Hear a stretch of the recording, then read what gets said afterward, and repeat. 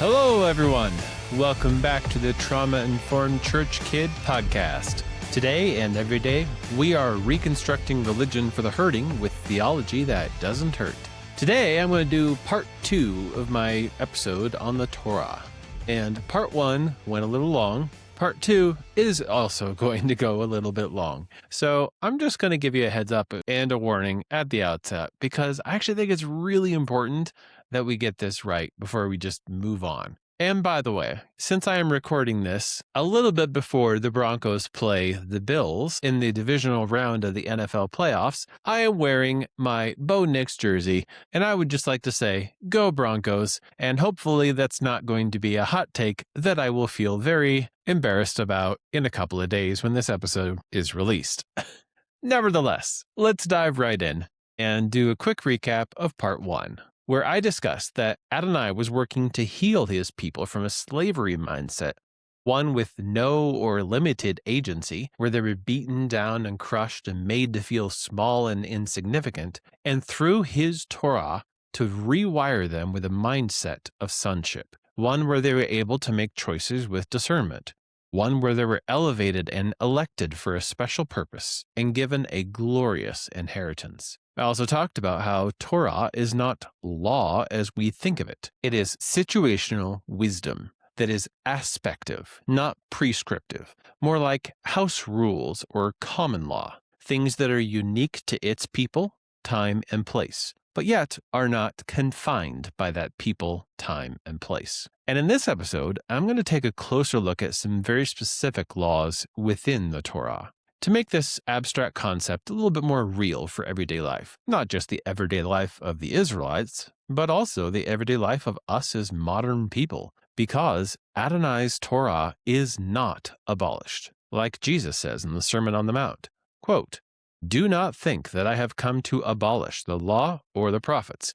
I have not come to abolish them, but to fulfill them." End quote. And I want to be really super clear here, because I hear this all the time in evangelicalism. Fulfill means something different than abolish. Fulfill does not mean come to an end or it no longer applies. The Greek word there is plerou, and the image being provided in that word is of a vessel that is being filled up to the brim. And in this case, English etymology is actually correct. Full, filled, as in filled to overflowing, brought to its proper goal or purpose or perfection. It's telos. And after being brought to that proper goal or purpose or perfection, it is not tossed aside as irrelevant. We know this because within the Old Testament, in describing what the new covenant will look like, the prophet Jeremiah says this, quote, "For this is the covenant that I will make with the house of Israel after those days, declares Adonai. I will put my Torah within them, and I will write it on their hearts, and I will be their God, and they shall be my people." End quote. There's such a tendency within evangelicalism to say, we are not under the old covenant, we are under the new covenant. And by new, they mean something like chuck it in the bin and start over. But the problem is that the Hebrew word there is actually something that has its roots in being renewed or repaired. The Hebrew word is kadosh. In promising a kadosh covenant, Adonai is not saying that he will end the Sinai covenant and start a brand new one. He is saying that he will repair and renew the Sinai covenant by circumcising the hearts of the people. And that circumcision of the heart is precisely the purpose of all of the instruction of Adonai's Torah. When Moses is recounting the delivery of the Sinai covenant, he says this, quote, "And now, Israel, what does Adonai your God require of you, but to fear Adonai your God, to walk in all his ways, to love him, to serve Adonai your God with all your heart and with all your soul, and to keep the commandments and statutes of Adonai, which I am commanding you today for your good. Circumcise, therefore, the foreskin of your heart, and be no longer stubborn." End quote. This message is delivered to the following generation after the one who made the Sinai covenant. because that generation never truly got the message about slavery to sonship. There was the golden calf incident. There was a repeat of rebellion in the wilderness detailed in the book of Numbers. There was also a lack of trust or faith to enter the promised land, and that led to the entire generation, except for the 2 spies who were faithful, perishing out in the wilderness. Moses is telling the next generation to do what the previous one either could not or would not, to circumcise their hearts, to cut away the flesh that is not only unnecessary, but that requires constant maintenance and purification, to bring their heart in alignment with the heart of Adonai, to love him with all their heart and soul, by marking their souls as belonging to Adonai and not to the gods of the nations. And why are they told to keep or guard those commandments? Because they're full of wisdom, specifically wisdom for your good. That is something we can easily miss when we think about Adonai's instructions to us. They are always for our good. He is teaching us to be the human being he designed and desired for us to be. If we do not keep or guard that instruction, we simply will not live long or well, not because God will smite us down in anger, but because his instructions are for our good. But I think it's really important to remember, while they are good, as Paul says in Romans 7, they are not always the absolute highest good. In the last episode, we talked about divine accommodation, how he was working within the limits of the people. And that is something we will spend a lot of time discussing today, looking at the comparisons between ancient Near East law codes and the Torah of Adonai, looking at both similarities and differences, because both matter immensely to understanding the heart of Adonai. So let's dive right in. This will be the anchor passage for the whole episode today. Leviticus 18, 1-5. Quote, "And Adonai spoke to Moses, saying, Speak to the people of Israel, and say to them, I am Adonai your God. You shall not do as they do in the land of Egypt, where you lived, and you shall not do as they do in the land of Canaan, to which I am bringing you. You shall not walk in their statutes. You shall follow my judgments, and keep my statutes, and walk in them. I am Adonai your God. You shall therefore keep my statutes and my judgments. If a person does them, he shall live by them. I am Adonai." End quote. The Hebrew word for judgments there in that passage is mishpat, and that translates the wisdom principle that John Walton identified and I discussed in part 1 of the Torah episode. Because to judge something is to exercise discernment, to look at all the evidence, weigh the circumstances, and then to make a decision. And that judgment requires a complex interplay of both statute and situation. Now, it never ignores or writes off the statute, the letter, so to speak, as irrelevant. But it is not held to a strict cut and paste interpretation of the statute, because Adonai wants his family to exercise their agency. That is part of being sons and not slaves. To follow his house rules, yes, but treating them not as a contract that demands and requires, but instead as a relational covenant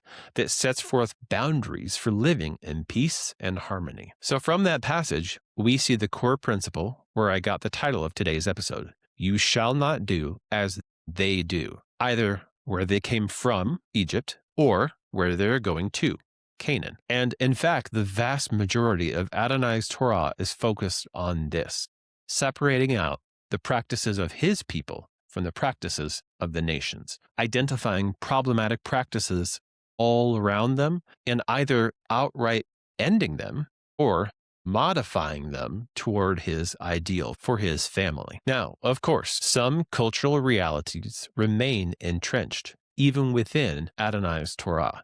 Things like involuntary servitude, concubines, war brides, etc. And frankly, it's legitimate to ask, why doesn't God just end them? Why doesn't he just say, this is bad, stop doing it? Because some practices he does say that about. Why not some of these awful ones? I want to be careful because there is extremely delicate territory here. One thing I do want to make clear, Whenever I discuss softening or sensitizing some of these statutes, I am not making an apology for these practices as the highest good. All I'm doing is making an apology that they are not evil, that they are moving in the direction of good, while not yet having the fullness of goodness. I want to make sure that we situate the Torah within the context of sonship and parenting.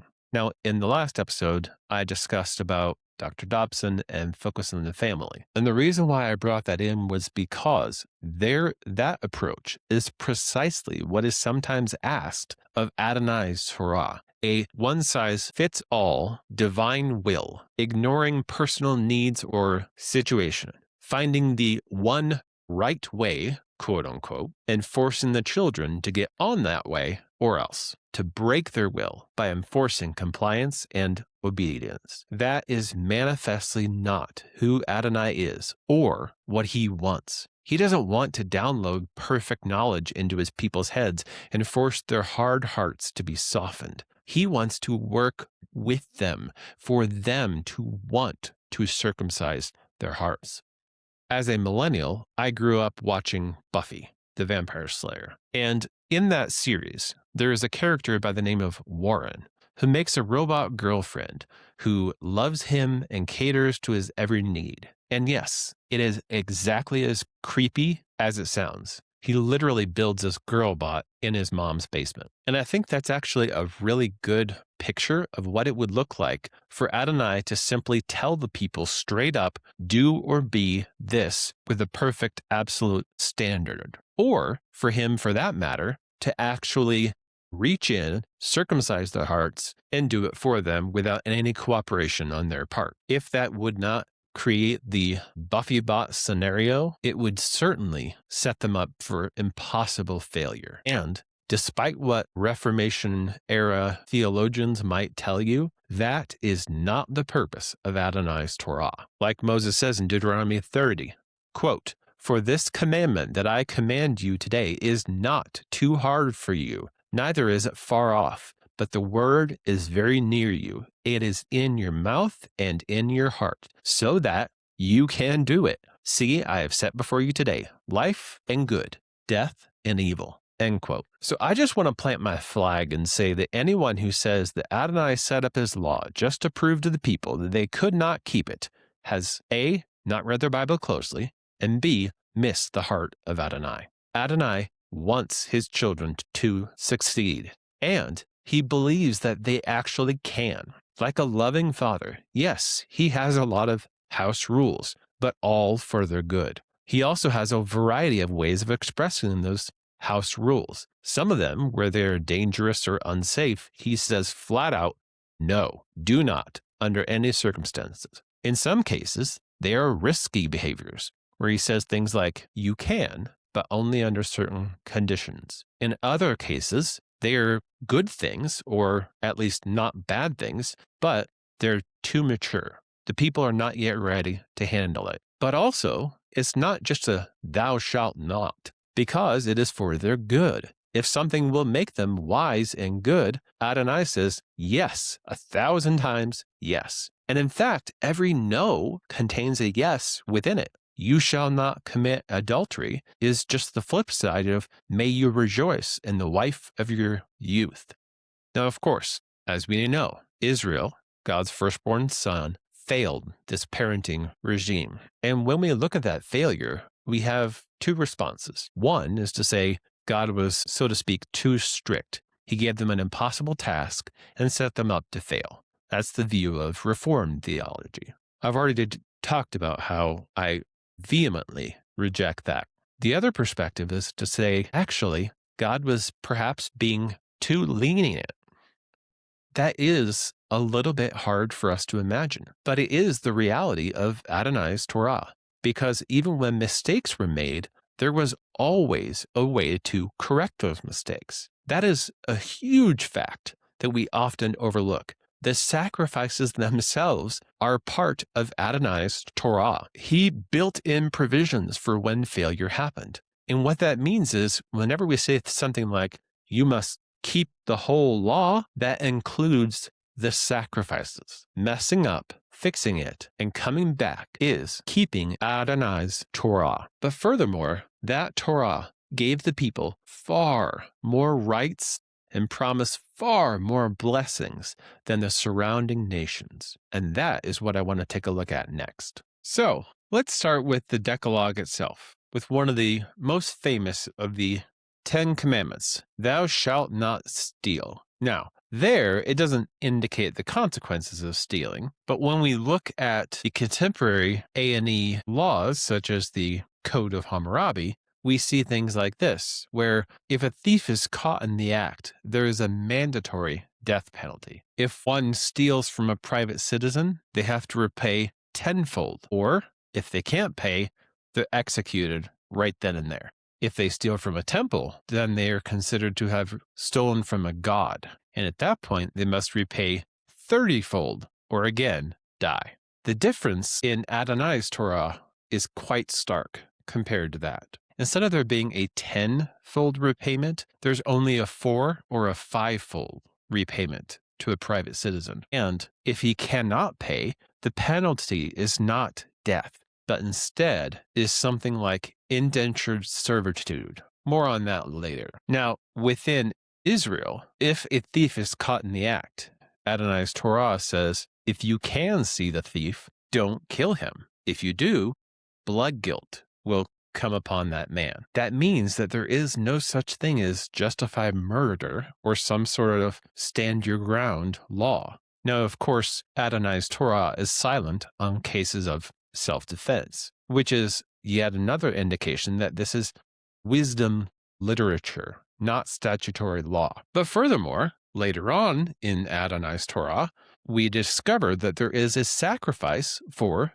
theft. Leviticus 6 tells us about this and calls it the asham, or guilt or trespass offering. That is very different from A&E laws, like the Code of Hammurabi. In Hammurabi's code, a sin against a god requires a 30-fold recompense. Adonai requires much less in compensation. And out of that recompense, he feeds his priests, because the sacrifices, such as the asham, were eaten by the priests because they were prohibited from holding land or cattle. That is totally backwards from the A&E world where the priests fed the gods. Now, to be clear, to read the guilt offering, the asham here, as something dies in place of the robber is badly missing the point. Adonai is not like the A&E gods. He does not demand death for theft. There is no indication that a death sentence is hovering over the sinner somehow. Secondly, an equivalent offering that has no reference to death is also acceptable as an asham, and similarly makes the exact same atonement and forgiveness, even though death is not involved. But finally, if this kind of substitutionary death were true, then the added fifth is surplus to requirements. Why is there this extra need? If the death penalty is all that needs to be satisfied, what else needs to be done? It makes much more sense to say that this is a system where Adonai knows his people will mess up, and he always gives them a reduced cost as a way out of that.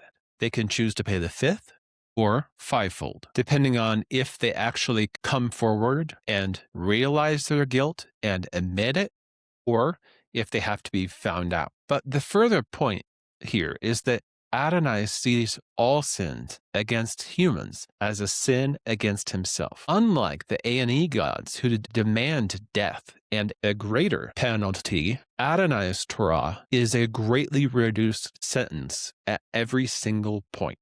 So that notion of reparations or making restitution is a really critical one to understanding Adonai's Torah correctly, because those are called for even for unintentional acts. That demonstrates a principle of justice that we will see throughout. Within Adonai's Torah, as it regards human-to-human interactions, there is very little idea of what we would call mens rea, or the mental state of the offender. This means that the idea that it was an accident or I didn't mean to, while it does play in with severe cases such as those resulting in death, it does not play in very much at all in the case of harm done to one's neighbor or to his property. Bottom line here is it doesn't matter if you intended to cause hurt or not. You are still responsible for making restitution for the wrong done. There is no sense within Adonai's Torah of, well, you didn't mean to hurt the feelings, so it's okay.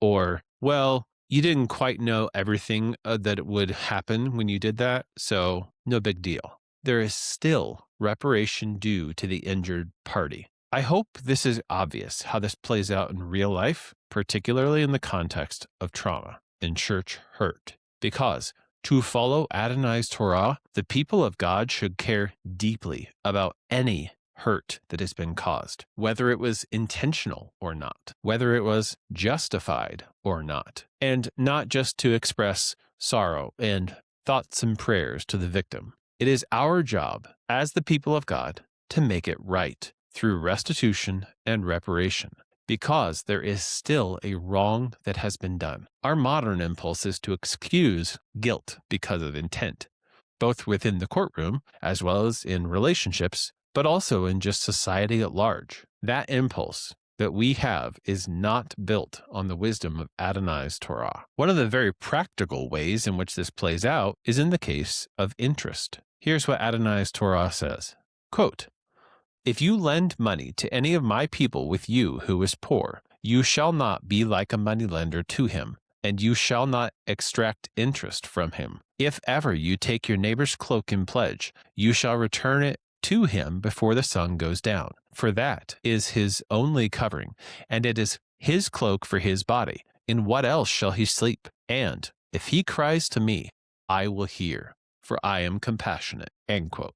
In our modern capitalist system of lending and borrowing, which almost always involves interest, this can make us uncomfortable. And frankly, it should, because this entire system is contrary to Adonai's Torah, which, as a side note, makes me wonder, the professed so-called Christian nationalists who want to make our country follow God's law.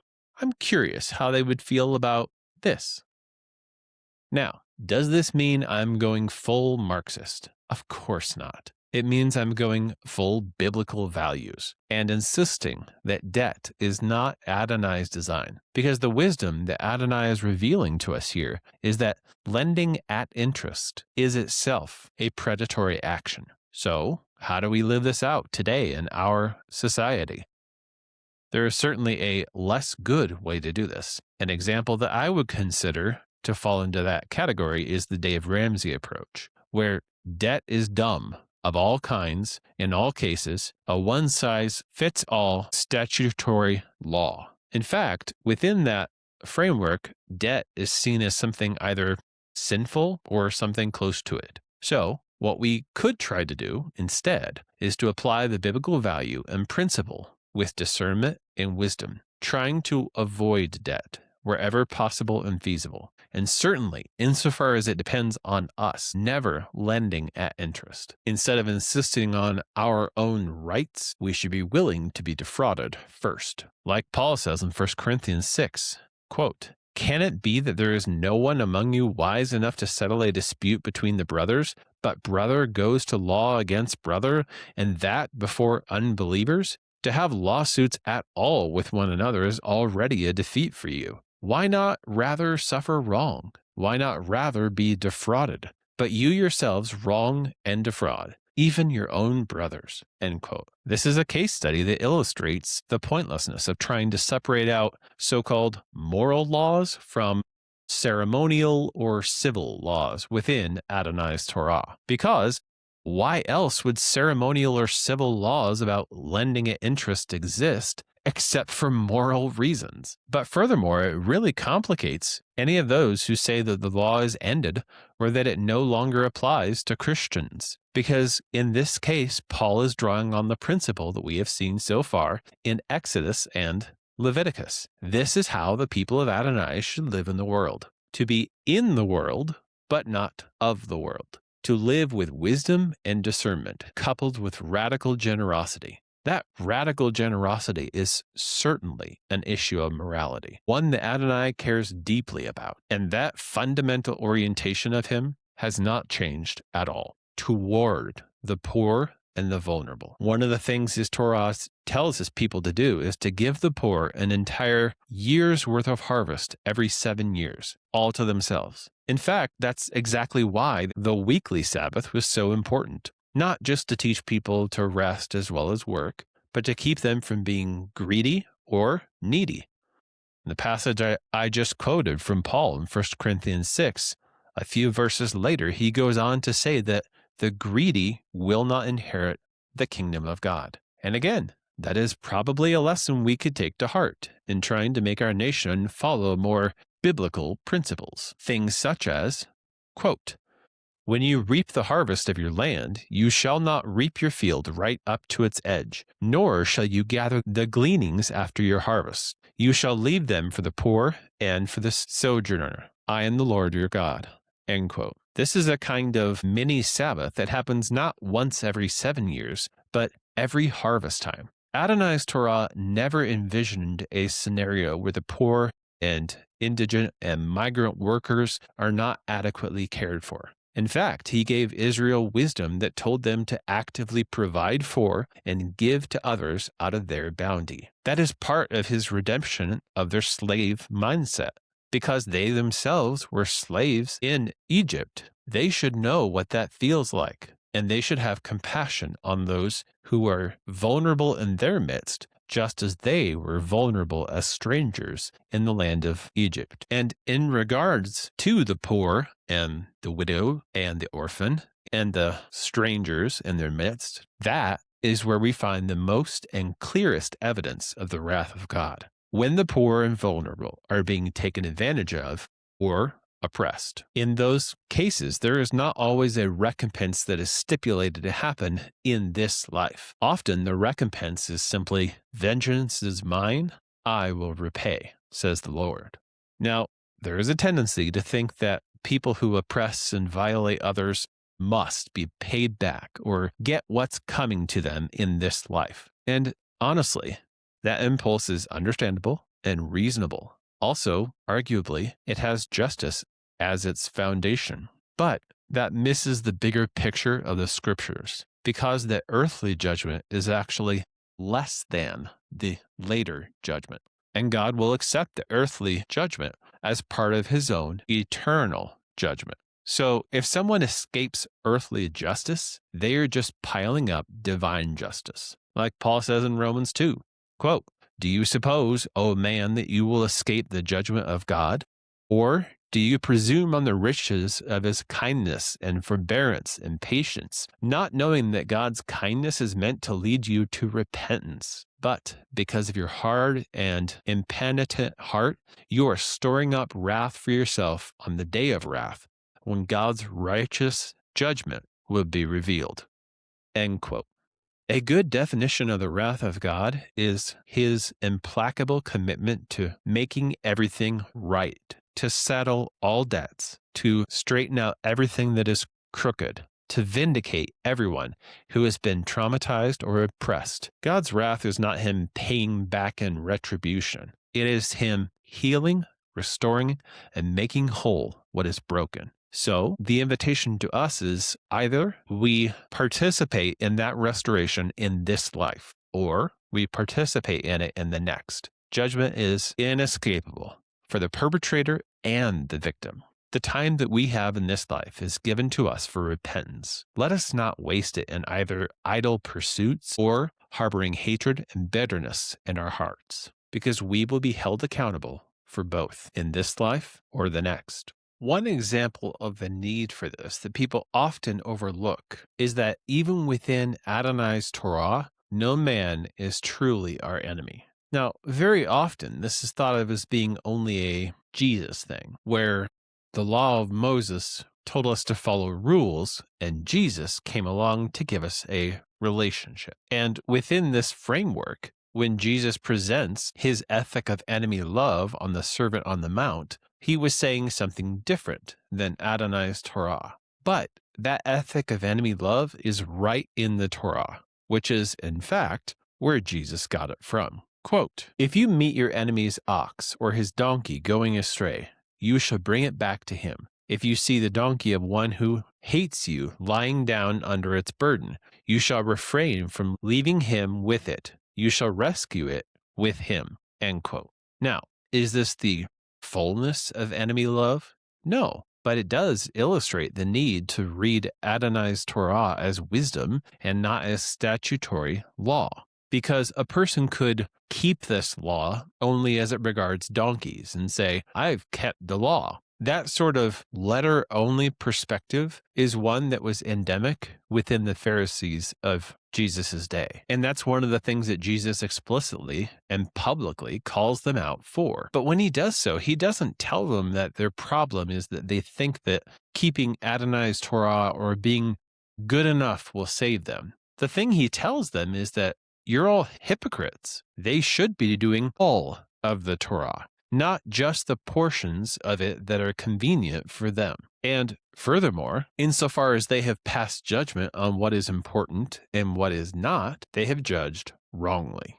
And in so doing, they miss the point of the whole Torah. That point is love. Quote, "You shall not hate your brother in your heart, but you shall reason frankly with your neighbor, lest you incur sin because of him. You shall not take vengeance or bear a grudge against the sons of your own people, but you shall love your neighbor as yourself. I am Adonai." End quote. Jesus identifies this as the second greatest commandment, implying, first of all, that not everything contained in the Torah is on the same level. There are more and less important things, which is yet another problem with the all sin demands death reading. The most important thing here is the heart, and that exposes another misunderstanding about Adonai's Torah. Sometimes you might hear it said that the Mosaic law or the Mosaic covenant was about the external, and the Christian ethic is about the internal. That is a gross misunderstanding of Adonai's Torah. Sometimes it's not quite that direct, though. Sometimes you'll hear in Christian circles that Jesus ups the ante or dials up to 11 what the Torah told them to do. But honestly, I don't even know how to handle that because it neglects that one of the 10 commandments is about the heart, coveting. So when Jesus says, if you even look at a woman lustfully, you've committed adultery, he's just quoting Adonai's Torah because Adonai cares deeply about the heart of his people. That is true and obvious all throughout the entire scriptures, and that includes the ethic of enemy love. Jesus doesn't tell us something new or different or more intense. He reminds us what Adonai has always said and who he always has wanted his sons and daughters to be. So far, we've been discussing some topics within Adonai's Torah that have been relatively tame. From here on out, I will be discussing two issues that do come with a content warning. The issues of sex and slaves. If that is something you wish to bypass for now, feel free to skip ahead to that timestamp. For those of you who are still here, let's first off take a look at sexual relations and sexual relationships within Adonai's Torah. Quote, "If a man seduces a virgin who is not betrothed and lies with her, he shall give the bride price for her and make her his wife. If her father utterly refuses to give her to him, he shall pay money equal to the bride price for virgins." End quote. This is one of those topics and issues where it becomes critically important to approach the text as a Bronze Age reader as much as we possibly can. In a world where consent was a shaky concept at absolute best, here we have a case of a man and a woman who were both free, not betrothed, who have sex outside of the marriage covenant. The command that they get married does a few things. First of all, it ensures the continued participation of the woman within society. It provides for her well-being and security and doesn't devalue her personhood in any way because her family has to receive the same dowry as if she were a virgin. So in this case, men cannot use their social privilege to claim that she wasn't a virgin or to be able to marry someone and get off without paying the dowry. Looking at the broader A&E context, a legal code like the Codex of Ur-Nammu prescribes the death penalty for the exact same action, as we just read. So here again, Adonai is not demanding death and is offering a way for both parties to bring order and life into the circumstance. Now, sometimes that language of bride price is often read as, well, she's just property. But what we have to remember is that the language of a price of a life is common language for all sexes and stations. Mostly, the bride price is about compensation for lost labor, because in that world, everyone in the family participated in keeping the clan afloat. But of course, this isn't purely mercenary. It's also about family ties, because the bride will leave her family and will go to another family. And that is why the father has veto power over the marriage occurring. For example, let's say that he knows that the seduction was deceptive, or that the guy is a worthless layabout, or some other factor. It's also certainly possible to conceive of a scenario where the woman could go to her father and say, please do not marry me to this guy. In that case, compensation is still required, even though her labor is not lost within the family, which again shows that this is about more than just property. And speaking of property, sometimes we hear that the Old Testament laws treated servants as property. Here's a case that speaks against that. Quote, if a man lies sexually with a woman who is a servant, assigned to another man, and yet not ransomed or given her freedom, a distinction shall be made. They shall not be put to death, because she was not free. But he shall bring his compensation to Adonai, to the entrance of the tent of meeting, a ram for a guilt offering. And the priest shall make atonement for him with the ram of the guilt offering before Adonai for his sin that he has committed, and he shall be forgiven for the sin that he has committed. End quote. So I would note, first of all, there is a recognition of the importance of a degree of consent. That the normal death sentence for adultery does not happen because she was not free. And in this case, she incurs no guilt or any need to repair that guilt. Furthermore, this is described as a sin that the man has committed, because sex with servants is treated as non-consensual, and the rights of those vulnerable parties are being protected. Simultaneously, the powerful and privileged have to perform reparations when they take advantage of that state. That is in sharp contrast to the A&E culture around Israel. The laws of Enusha explicitly say that the girl is the property of her owner and demands reparation be paid to him, whereas the Torah of Adonai basically says that the girl is the property of God and that reparation must be paid to him, the father of all, saying that his daughter has been defiled by someone with power and privilege, and that same father is demanding that it be made right. Nowhere else in the ancient Near East are slave girls seen as being part of a divine family and having rights that attach because of that family membership. Now, you might legitimately ask, how in the world is this being made right? This is why it is so important to keep the Bronze Age mindset intact, because this Torah is bringing order to that society, not to our society. What would that same order look like in our society? Something very different. And that would not be a violation of Adonai's Torah simply because it is not according to the letter. The core principle of wisdom is to facilitate a flourishing life and an ordered society.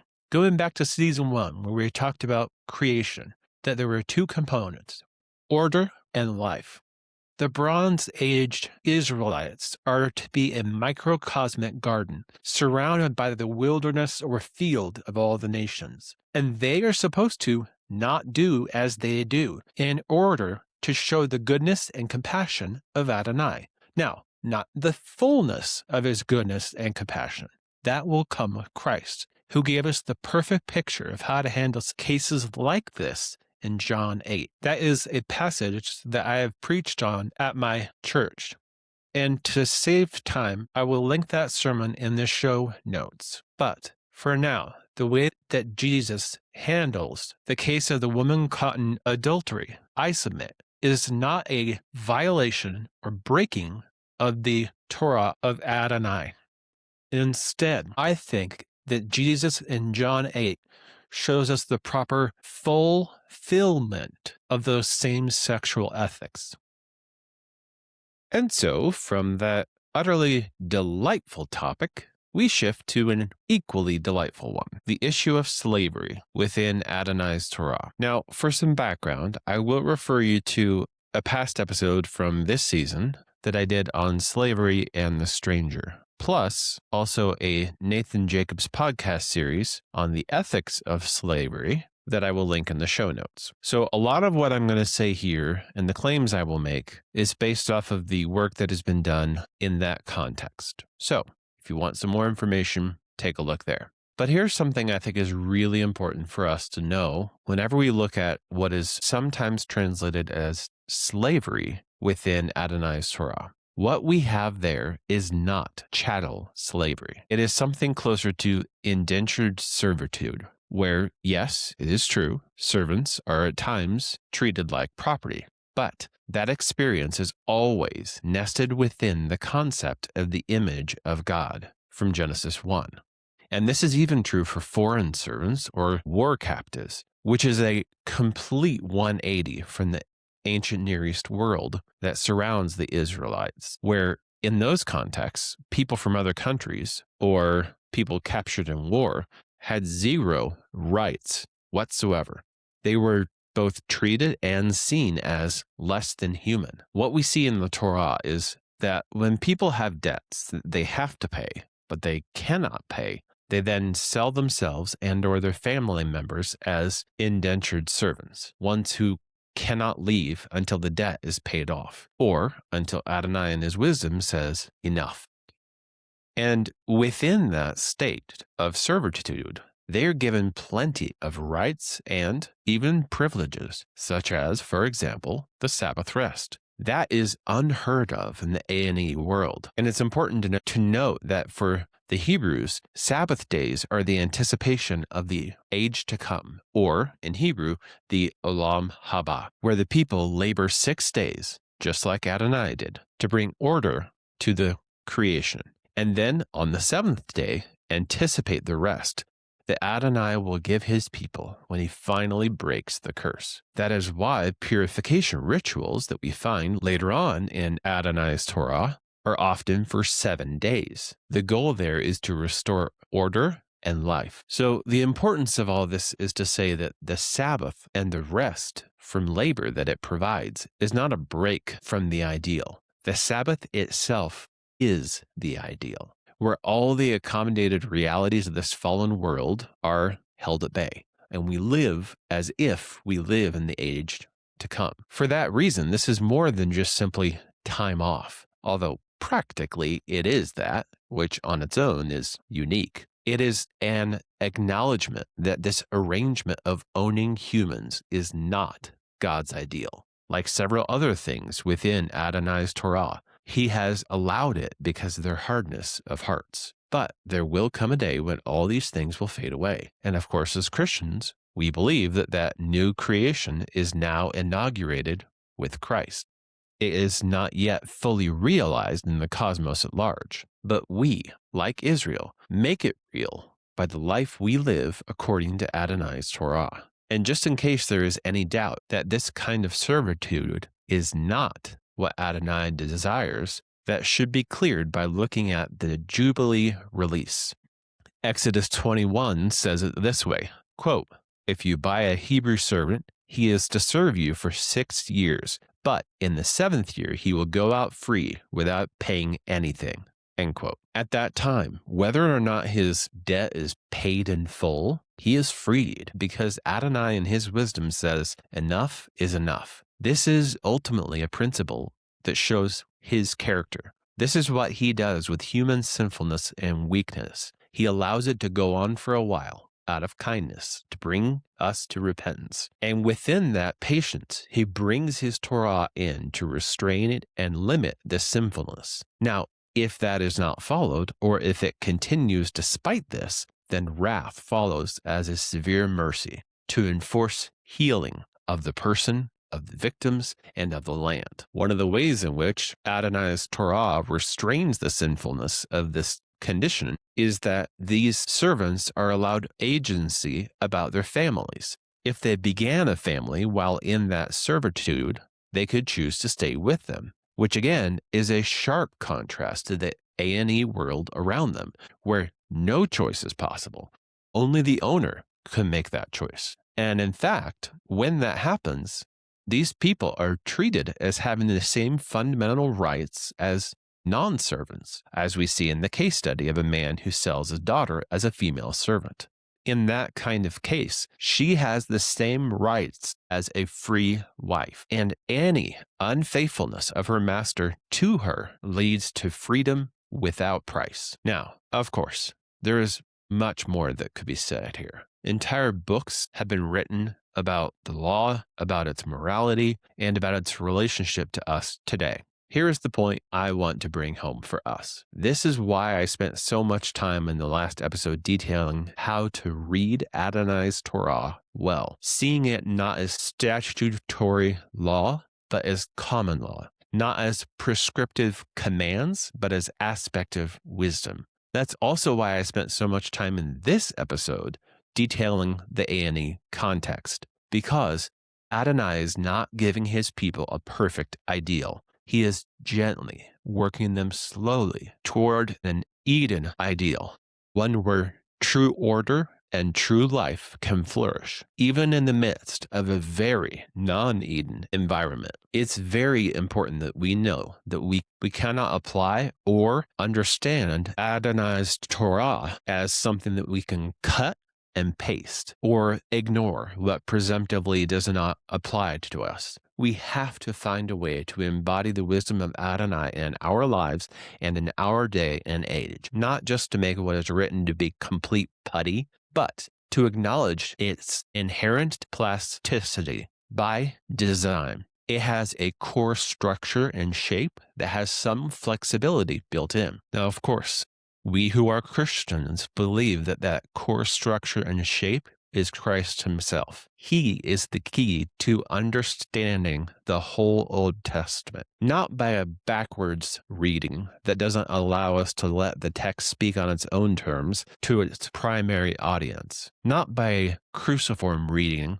that makes some of the instruction be evil or error, and not by a progressive reading that opposes Torah and Christ, but instead by a Christotelic reading, one that sees Christ as the goal, purpose, and singularity of Adonai's Torah, the single point into which they all collapse, the gravitational pull that is always exerting pressure toward himself. After all, it was his finger that wrote those very laws on the tablets of stone. It is that same finger that inscribes them on our hearts today. Why don't you explain this to me like I'm 5? Okay, ready? God knows his people have wickedness both outside and inside them. So he teaches his family about order and life, not to live as the nations do, but to live as his sons and daughters. This is not the best, but it is better, until the day that the only begotten best is revealed. So my challenge to you today is to do exactly what we've been talking about, to not do as they do. Now, that looks very different in today's world, because they are different. They might be a progressive society intent on actively working against God's values. They might be a conservative society intent on demonizing and enemy creating among those with whom they disagree. They might be a liberal society, intent on elevating human wisdom above God's wisdom. They might be a populist society, intent on using authoritarian means to worship at the altar of empire. All of these theys are to be avoided at all costs. Do not do as they do. Now, this requires wisdom, discernment, and humility. I'm going to offer a few suggestions about how this might look and ways to apply this in your life. They might be relevant or they might not. Either way, I recommend that you go to your spiritual father or mother and ask for their wisdom and guidance. And if you don't have one, please do what you can to get one that you trust, one who sees Adonai as you do. So here are some suggestions. To me, it all begins with rejecting the othering of our political discourse here in America. There is no us versus them when it comes to flesh and blood, because our struggle is not against that, but against the spirits that animate those permeable creatures. God loves all men and desires the salvation of all men. And if we do not explicitly and unequivocally proclaim that, we have failed. So I would encourage you to resist the taking sides narrative that is so ubiquitous nowadays. In the narrative of the conquest of Canaan, the scriptures record this incident. Quote, "When Joshua was by Jericho, he lifted up his eyes and looked, and behold, a man was standing before him with a sword drawn in his hand. And Joshua went to him and said to him, 'Are you for us or our adversaries?' And he said, 'No, but I am the commander of the army of the Lord. Now I have come.' And Joshua fell on his face to the earth and worshipped him." End quote. God is neither for us nor for our enemies. He is for himself alone and his agenda, not ours. He is also not against theirs. God has not appointed your favorite politicians to make our nation great again. He has appointed you to obey his Torah, to make a garden in the wilderness. And my offer to you is the same one the Bible puts forward, to co-labor with God to make that garden. Here are some ways based off of Adonai's Torah. Reduce your debt. Protect the vulnerable. When you wrong someone, pay back more than what you took. Forgiveness does not erase the need for recompense. Do good to those whom you think are our enemies. Be radically generous. Be willing to be defrauded rather than insist on your rights. Treat no person as an object, but as a beautiful icon of the living God. Be faithful to your promises. Let your word be your actions. Cut out greediness and excess in your life. When pursuing justice, don't immediately favor either the poor or the rich. Bring a Sabbath rest to your labors. This is the instruction of God. This is Adonai's Torah through our tutor given at Sinai. It is not ended. It still applies, and we must still follow or keep it. Because as the people of God, we should never do as they do. And that's where I'll leave you today.